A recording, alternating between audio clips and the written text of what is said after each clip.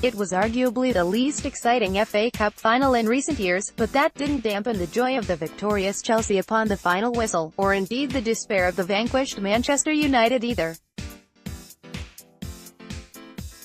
The semi-finals of the competition were perhaps most memorable for events off the pitch too, as the FA Cup's official Twitter account tweeted about Tottenham Hotspur striker Harry Kane and seemingly upsetting the player and plenty of fans in the process.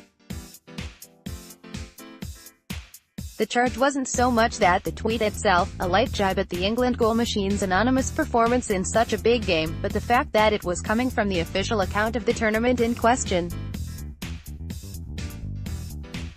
Yet that one tweet in isolation doesn't begin to tell the story of how the FA has changed its social media image over the last year. Prim and proper image of English football's governing body has undergone something of a shift, but those criticizing probably haven't noticed the change.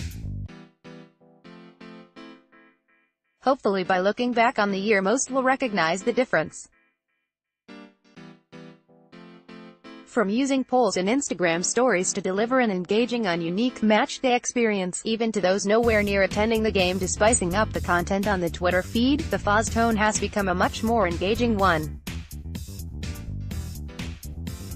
Their coverage of the Cup final itself showed it, but even last week's England World Cup squad announcement proved the tone of voice is now geared towards actively courting a younger demographic on social media. It was, interestingly, largely well received, even from the same people criticizing the Harry Kane tweet. For The Nation, by The Nation, the pic.twitter.com/Yakivari, England, at England, May 16, 2018. Maybe it's a generational thing. Instagram is a huge part of this transformation, and perhaps that's a platform with a younger demographic. On the official feed, you can now relive each of the stages from round 3 on. During the tournament, the FA sent a member of their team to the games with the view to using polls in the stories function to allow fans to direct their own content. This has been done throughout the tournament, and indeed for the Cup final on Saturday. The coverage has been great, and those who can't make it to the match were able to direct the social media manager's day, right from the mode of transport to take him to the game to even his halftime snack. That is, of course, on top of the rest of the Instagram and Twitter content produced by the FA on Cup final day. This included a live stream of the trophy presentation to Chelsea at the end of the game. The rest was a case of quality over quantity, with a focus on the big moments and the whole game covered in a thread to keep everything together. Watch at Chelsea FC lift the Emirates FA Cup live. https://t.co/I10F1PL9 The Emirates FA Cup at Emirates FA May 19, 2018. Looks like it Tony Rudiger enjoyed today then. pic.twitter.com/ATO Hazum. The Emirates FA Cup at Emirates FA May 19, 2018. Rather than the traditional live tweeting of the action, that is, describing every chant, the biggest moments of the game were covered.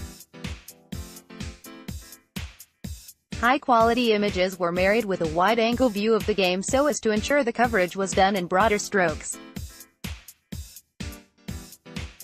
The official account's coverage wasn't a place to follow the game as such, but rather a secondary place to add color to proceedings.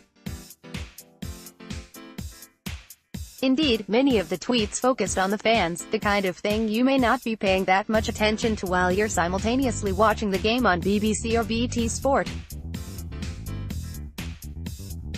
Early chance for Hazard, but De Gea is equal to it. Crossmark pic.twitter.com/7ZXS8B1G94. The Emirates FA Cup at Emirates FA May 19, 2018. At Hazard Aiden 10 pic.twitter.com/NFQM8Ujal. The Emirates FA Cup at Emirates FA May 19, 2018. The tweet formula with one emoji at the end is reminiscent of the famous pithy Opta sign-off to sum everything up at the end of every tweet. Nice. Over the World Cup, the FA will have to cover England's games, too, so expect a similar approach. But overall, the last year or so has seen a marked shift in the way the FA have used their social media channels, whether it be the FA Cup or the national team.